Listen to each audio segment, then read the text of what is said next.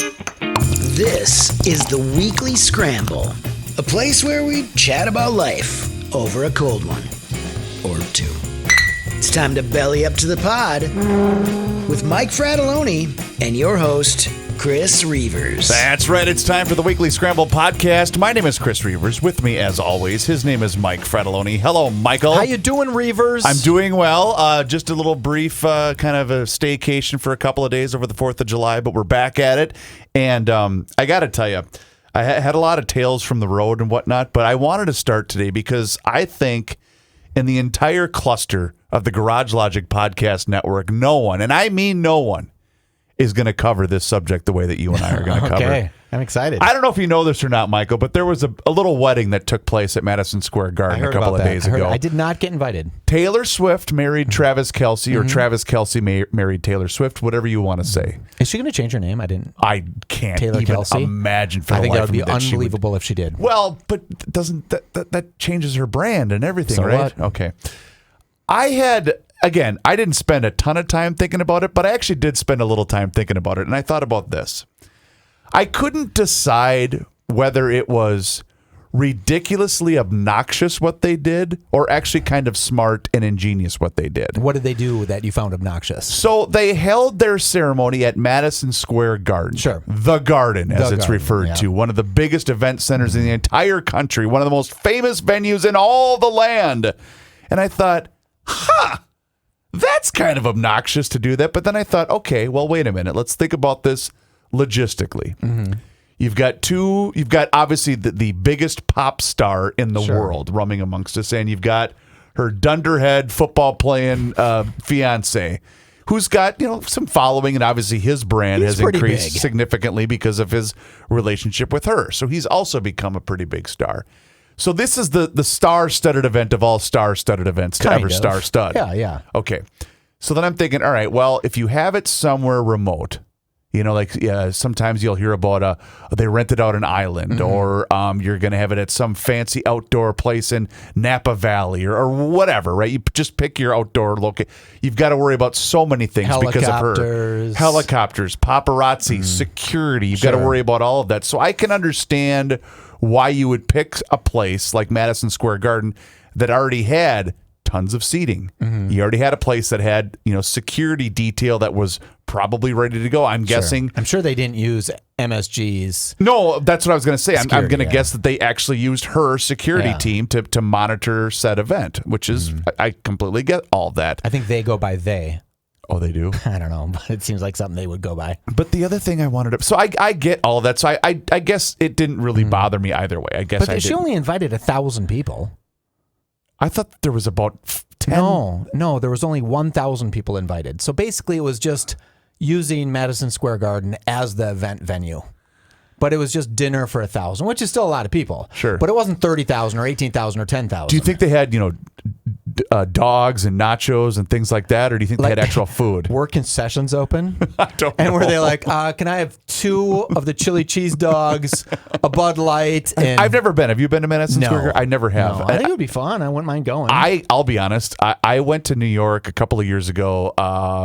Jess got me tickets for the Twins Yankees for my 30th birthday.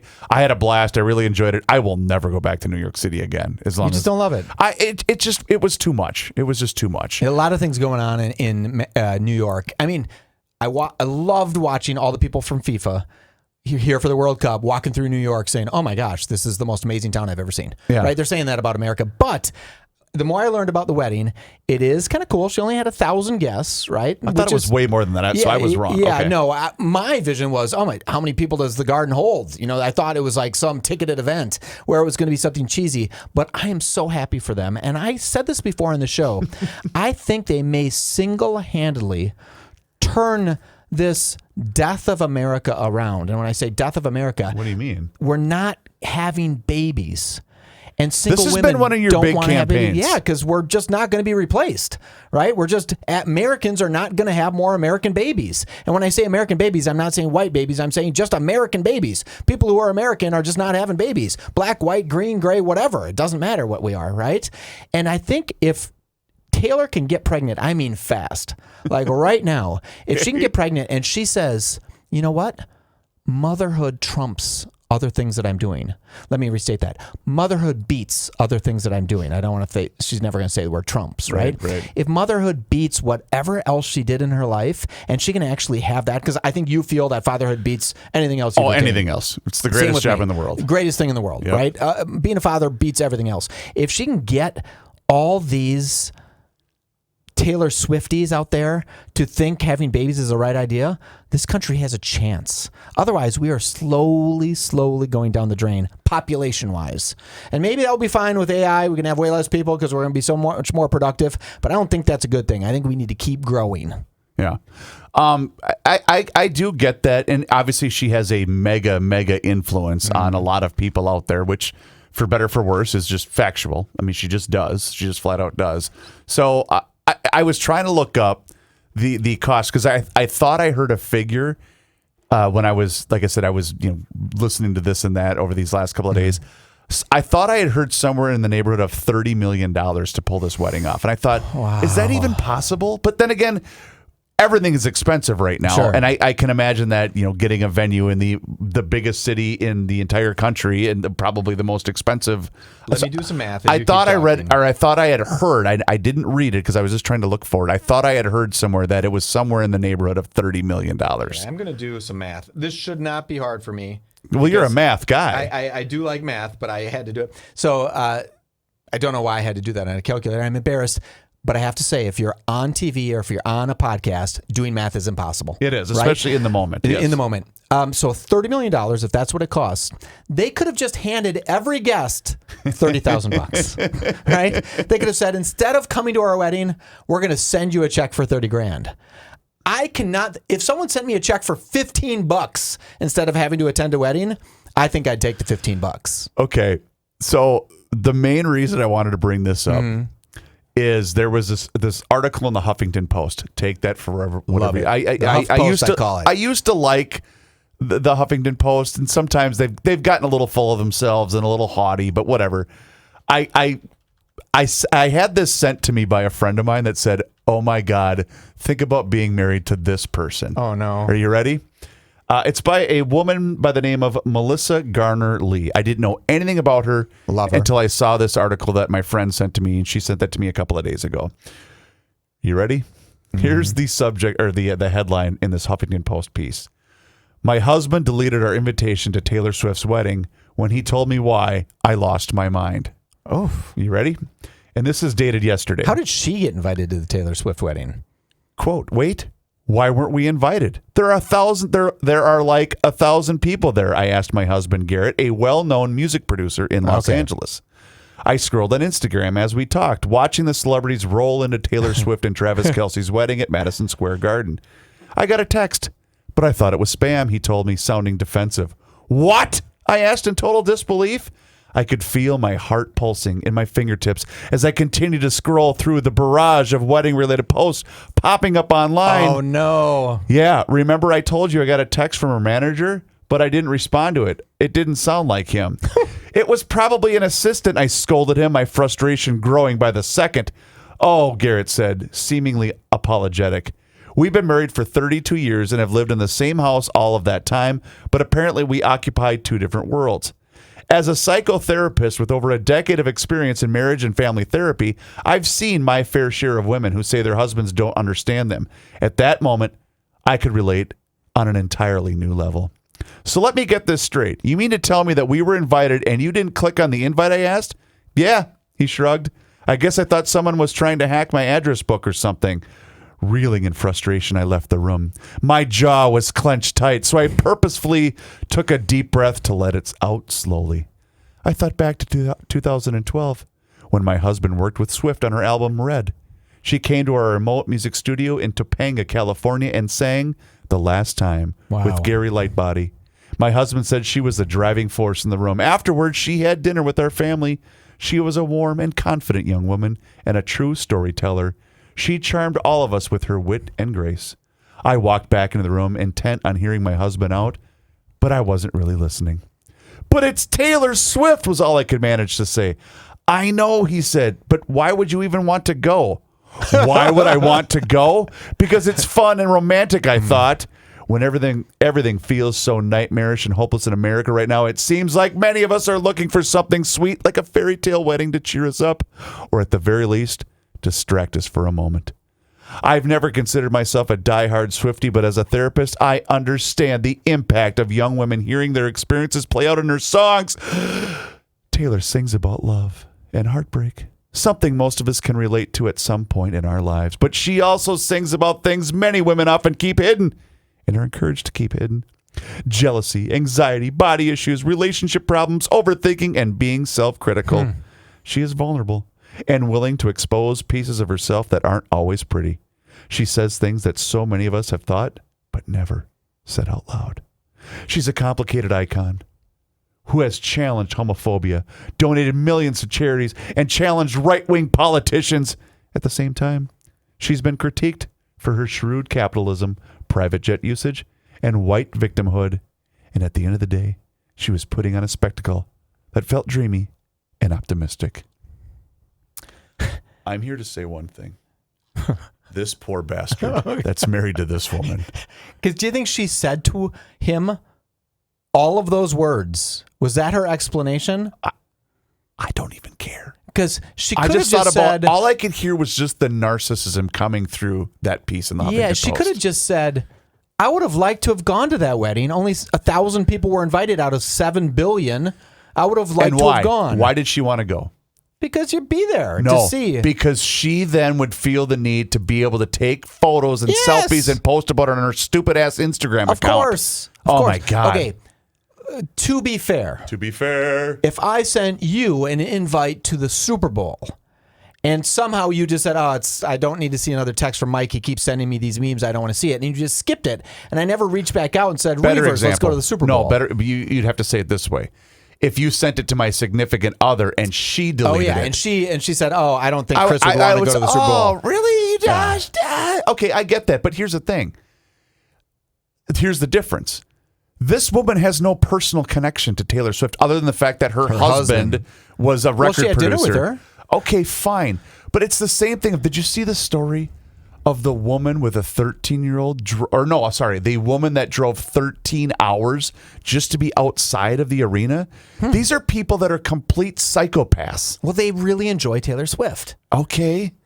I really enjoy pizza. Jealousy is what you have. Oh, my God. You know that this show, although it's fantastic, does not get people driving 13 hours to see us. That's a good point. Actually, that's not true. When we had some of our events, people drove a long way. they really did, yeah. Actually, that's really true. Okay.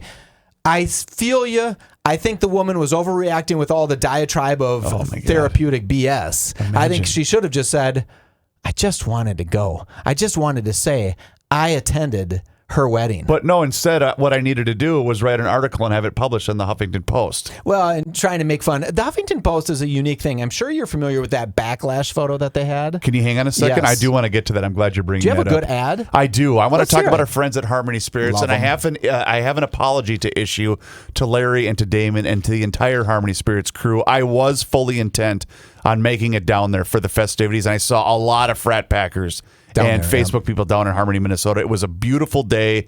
The car show was fantastic. It was a nice, hot, steamy weekend down there in Harmony, Minnesota. And that's what you want for the 4th of July. But man, oh man, did that look festive and fun down there. And I really was trying to make it down there, but just from a scheduling standpoint, we were just not able to make it work out. But that's the thing, ladies and gentlemen. They always have things going on down there in Harmony, Minnesota. And you can see it online too on their Facebook page. It's a very active Facebook page. It's harmonyspirits.net. That's their website. And if you go on that website right now, you can click on the Buy Online tab and have Harmony Spirits sent anywhere. That's right. You can have it sent to your front door, no matter what.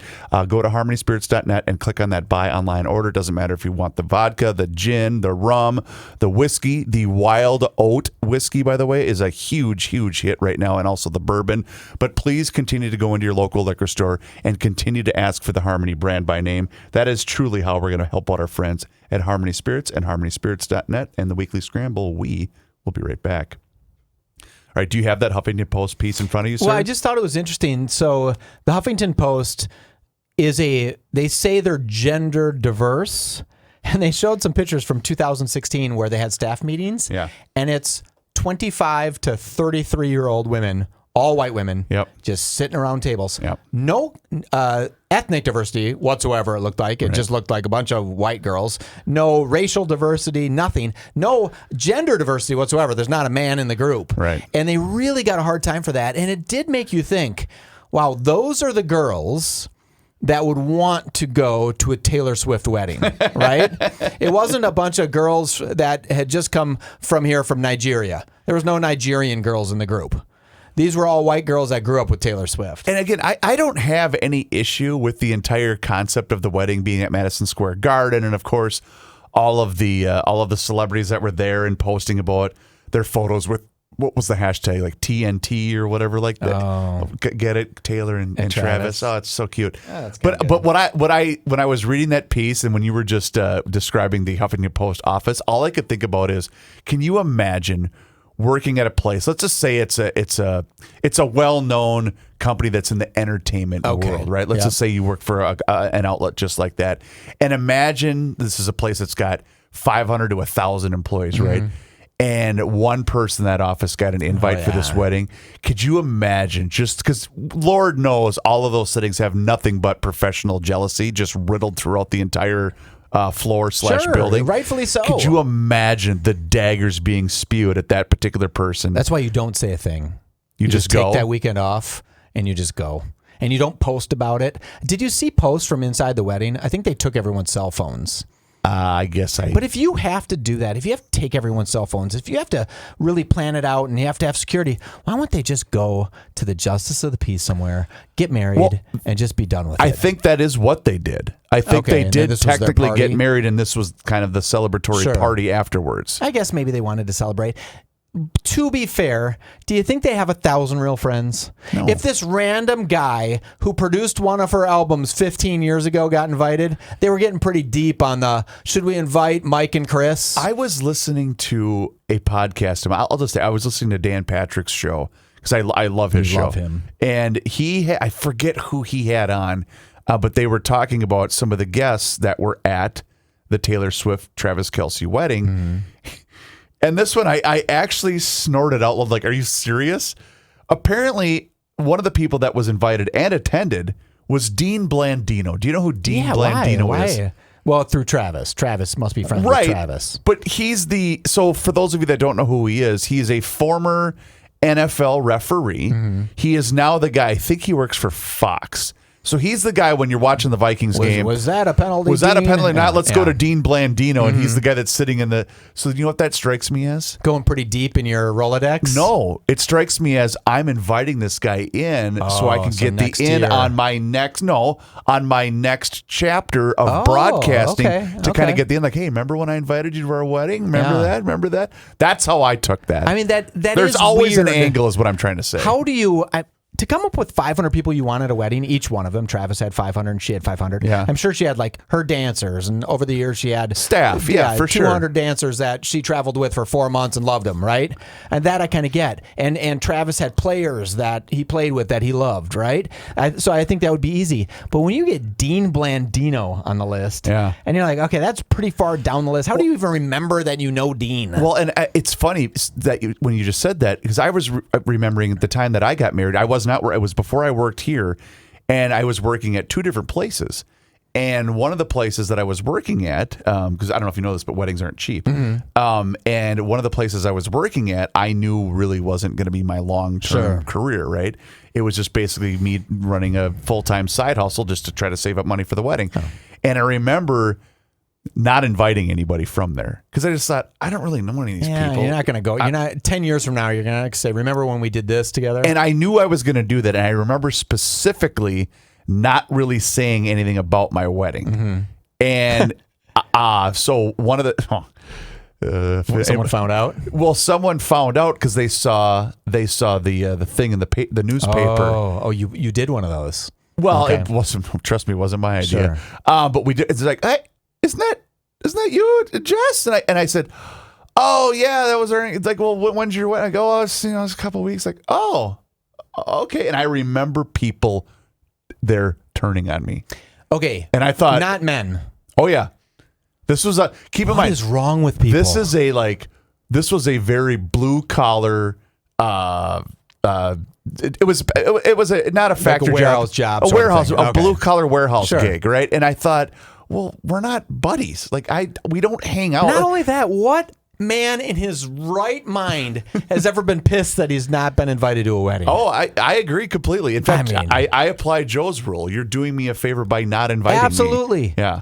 Okay, give you another great example. One of my daughters just graduated. I got 50 graduation cards from people. Sure. I wanted to go to my buddy's kid's graduation, like my close buddies, if their kid. And sadly, every time my buddy who I was close with had their graduation, I couldn't make it, right? So I just sent checks. But all the other kids, I'm like, I'm not going. But I wrote a check to everybody. Sure. I think deep down inside, they didn't really care that I was there. They might even maybe have preferred that I wasn't, but they were happy that I sent a gift. For sure. Right? Yeah. Yeah. Okay. Oh, Good. Dean Blandino. Congratulations to them. Yep. 9 months, because they probably haven't consummated well, maybe they've consummated it now. the Probably wedding, by now, I'm right? guessing they did, I wonder yeah. if they were virgins going in. I don't Okay. think that's the case. Well, if they weren't. In fact, I know it's not because Travis Kelce's ex-girlfriend, remember when they first started dating? Sure. I can't remember what her name was, but I think she might have even been like a C-list celebrity. Sure. But don't you remember this when he and Taylor Swift first started dating? She went on this podcast and ripped about how bad in bed he was. Oh, really? Yeah, I got to find that. I something to that degree. Don't quote me on many that. but- people have said that about me. That's a real personal thing.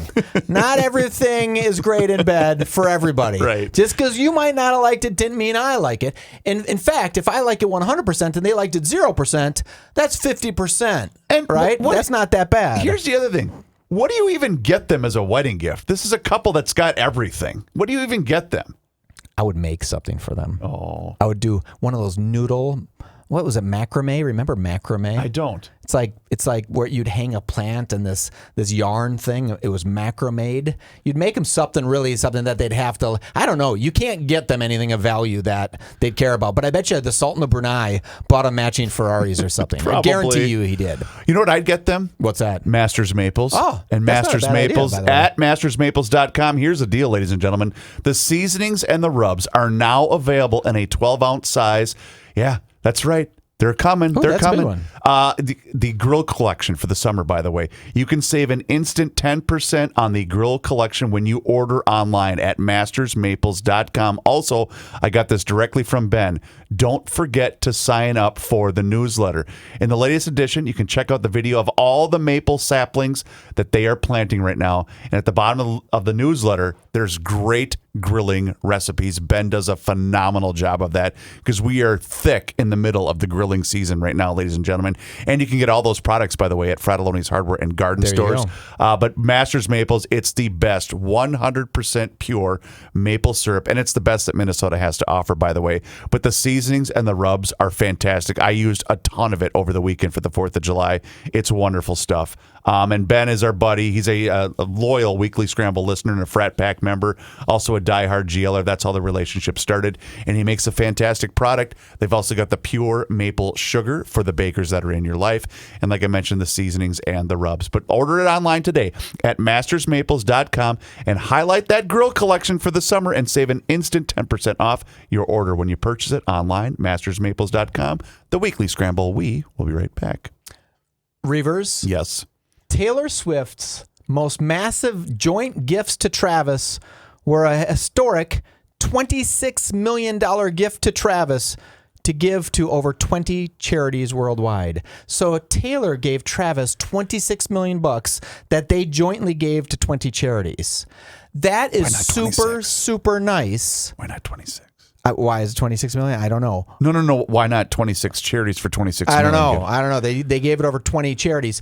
But is there a little bit of Travis that said, honey, let me take the checkbook from here on out. You don't need to give away $26 million. I know she's a billionaire and $26 million is not that much to a billionaire. But maybe, just maybe, Travis would have been, I might have liked a little bit of that money. Right. So maybe everybody just gave gifts to that charity fund. Oh, there you go. Maybe that's how it works. So good for them.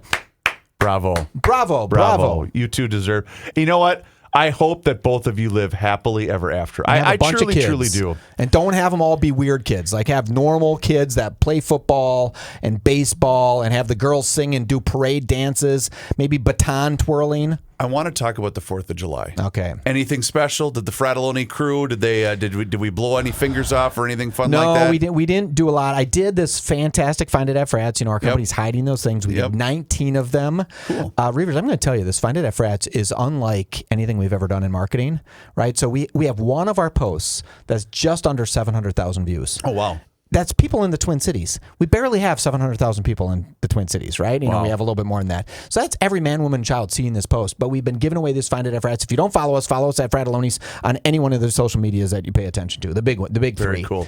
And I did that all day because our stores were doing that all day. And then after that, I did nothing all of Saturday night. We had a lot of cool family related stuff that went on and about on the 4th of July, including my parents. I know I mentioned this last week when we did their 50th wedding anniversary. It was a blast. And I got to be honest, because we stayed kind of in the Faribault area for the 4th of July, and the weather during the day was great. It got a little hot, but at night it started to storm pretty significantly. And so I did want to do fireworks, but then I thought, I'm not sitting outside with the bugs and in the rain, and you can see different fireworks from where we were staying with my folks, and you could see different fireworks from their back deck. So I thought, we're just going to do this instead. But tell me you saw the Washington, D.C. fireworks. I heard they were so long it was boring. Well, no. Okay, probably. I mean, it was just kept going. It was the biggest display ever in the history, right? I am going to post this YouTube video. So for those of you that are listening to this, I'm going to post this YouTube link on the show page for today.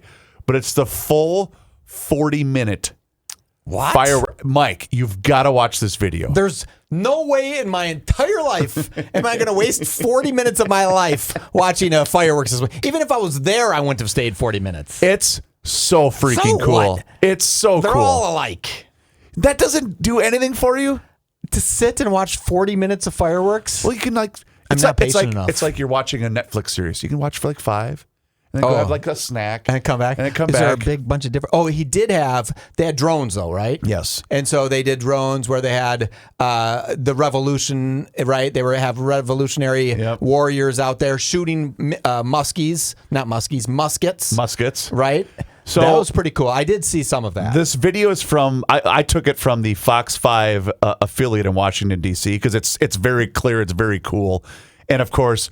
The very first comment down there is, "Oh, I wonder how much this would have cost. We could have fed the homeless for." I'm like, oh my God, there's just always going to be those people. No matter what. It doesn't matter. No matter what. To be fair, it was probably pretty expensive. Yeah. Did it need? Yeah. It is the it's $250. Yeah, it is $250, right? So if you're I not going to wasn't celebrate around for $200. I mean, and I ain't going to be around for $300. Yeah. Well, let's hope you will. AI is going to make you live a long time. Let's hope so. Right? Okay. Yeah. But I just thought it was pretty cool. That would be pretty cool. I think that's cool. I think a lot of, no matter what Trump does, people are not going to like, right?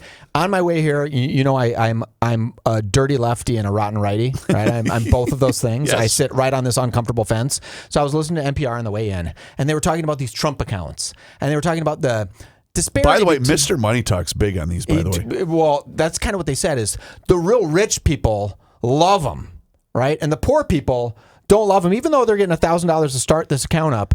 Every every announcer on NPR was saying, this is horrible. It's going to work out to be horrible. Like, why? Oh, it's not enough money to make a difference. I'm like, what is wrong with you? It's an easy way for people to save money. Maybe they can't do it today. Maybe they will be able to do it tomorrow. But every one of them was a financial advisor. Yep. And they probably tell people how important it is to invest. And they were crapping on this thing over and over and over. And I thought, why? Can't you just have something nice once?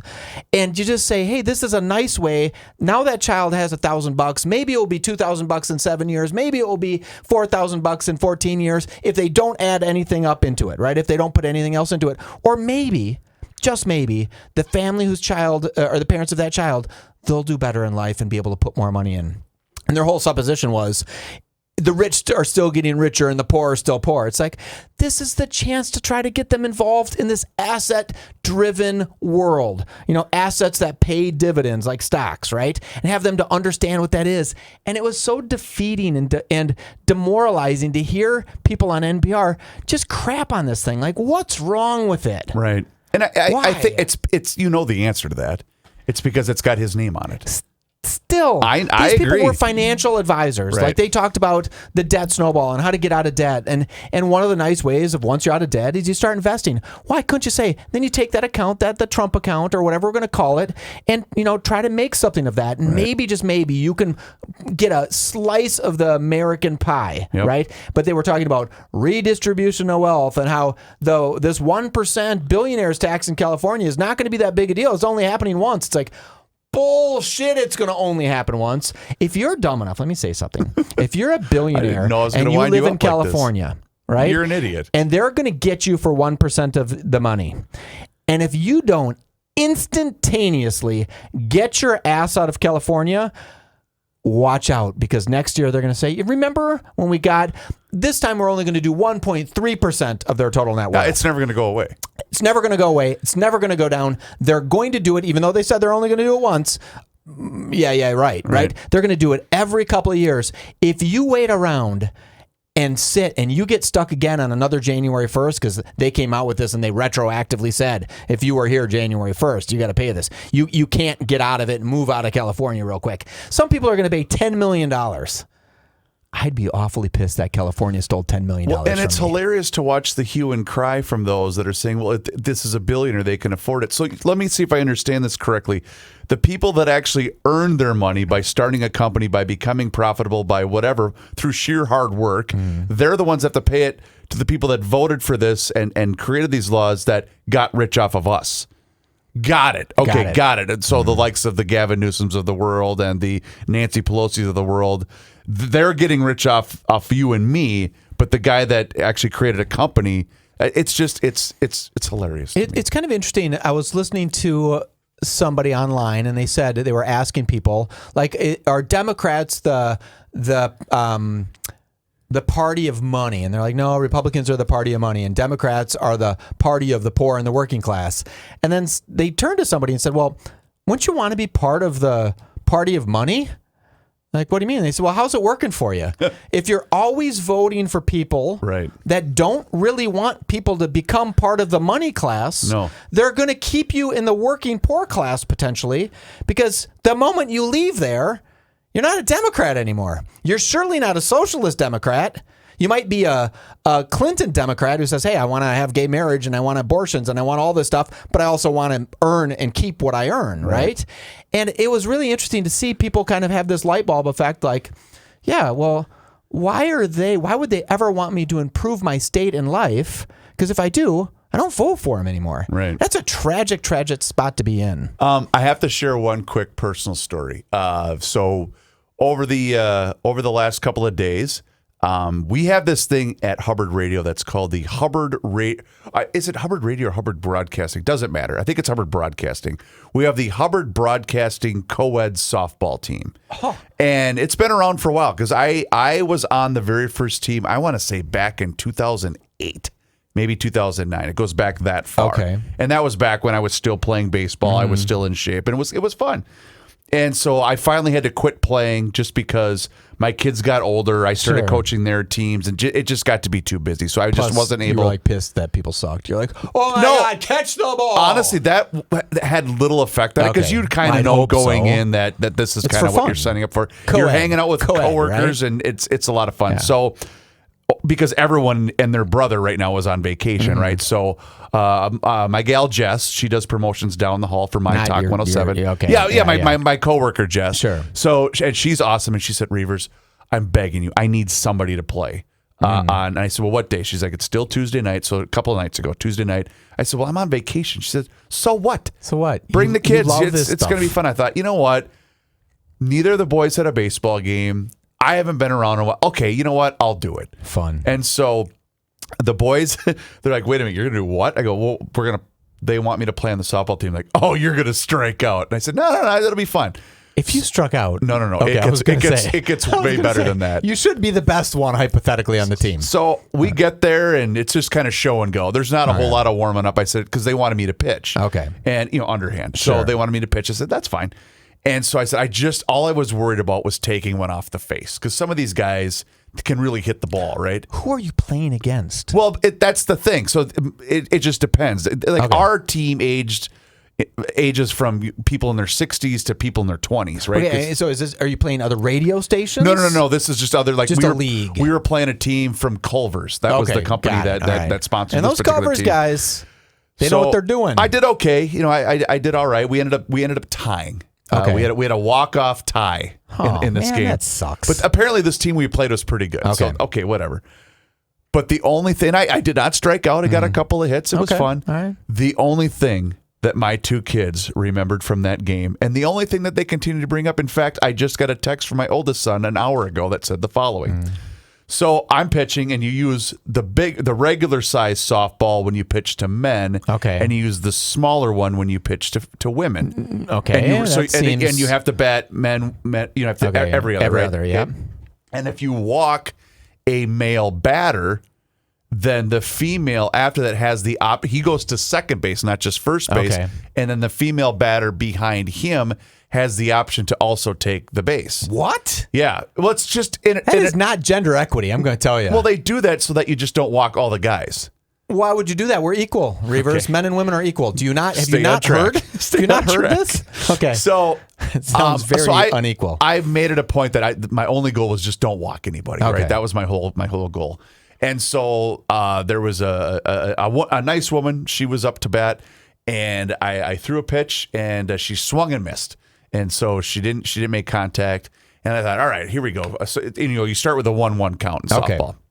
And so it's 1-2. I'm thinking, I'm going to try something. So I tried to throw a knuckle pitch, right? And it was a ball. Shoot. Okay. And then I tried another one, and that was a ball. I'm like, uh-oh. You're going to walk this one. one. So it's 3-2. And she was an older female. Oh my God! Please tell me you didn't hit her. So, please tell me you didn't hit her. Even worse. And so I'm like, okay, I got to throw a strike here. And the second I let go of the ball, I went, oh God, that's not going to be a strike. And I knew she wasn't going to swing.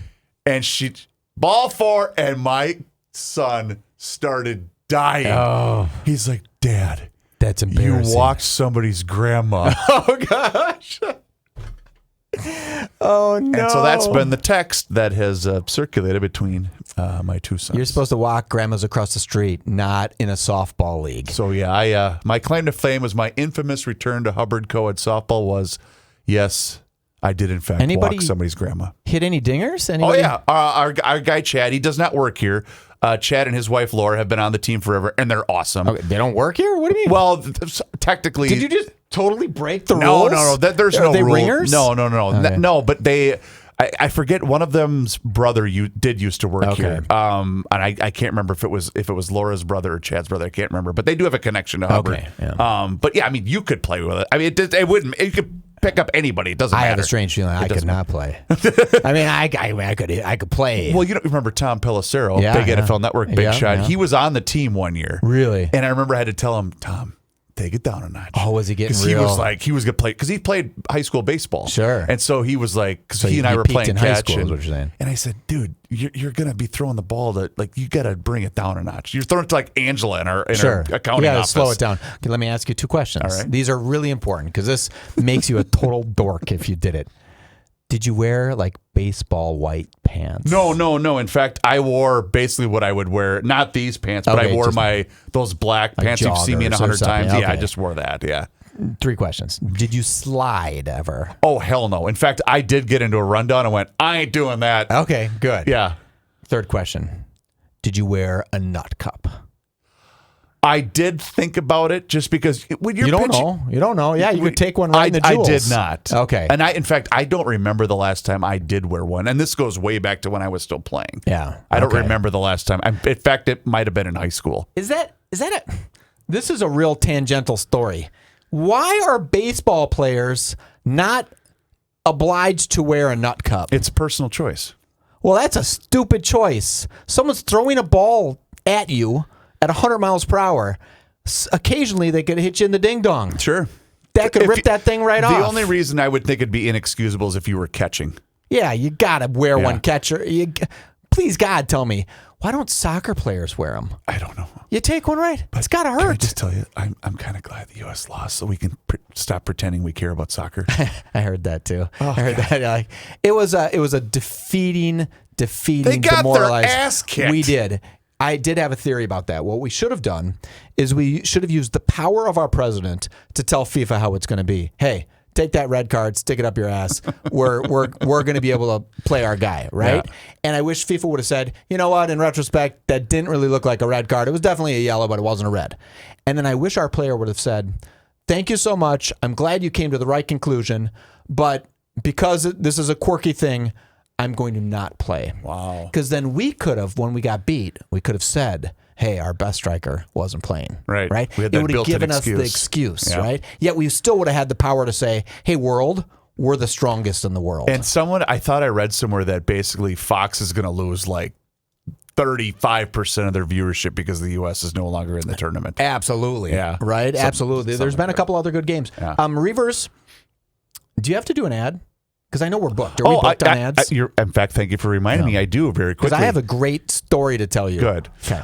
North American Banking Company is here for you, for your family, and also for your business. And they have been doing that since 1998. And you know what? Back then, they made a promise to deliver a better banking experience for their customers where you get to know your banker and they also get to know you. And you know what? A lot has changed since then. However, this commitment to being a true community bank in the Twin Cities, that has not, and it will never change, because you get that feeling anytime that you walk into any one of their 6 Twin Cities locations, whether it's 50th in France, Woodbury, Hastings, Shoreview, Maple Grove, and also up in Roseville. They offer you the same updated online and mobile banking tools as all of those other big national banks. Whether you're looking to buy a home, perhaps finance a new home renovation project, or get that new car that you've been thinking about, their experts make it easy. So see it for yourself today. It's nabankco.com to learn more. It's banking done differently. North American Banking Company, member FDIC, is an equal housing lender. Michael? Roughly 70 to 80% of Major League Baseball players wear cups. Oh, wow. That's pretty good. Okay. Pitchers, catchers, 100%. First and third baseman, Oh, yeah, I can see that. many of them, right? Second and shortstop often forego the cup for speed. Yeah. Right? And range. Sure, I get Exactly. that. And then Yep. outfielders, they're like, hey, pretty much I'm okay, right? I don't need to wear a cup. Okay. Reuvers, what do you call a woman that sets fire to all of her debts? What do I call a woman that sets fire to all of her I don't know. Bernadette. Oh, for God almighty.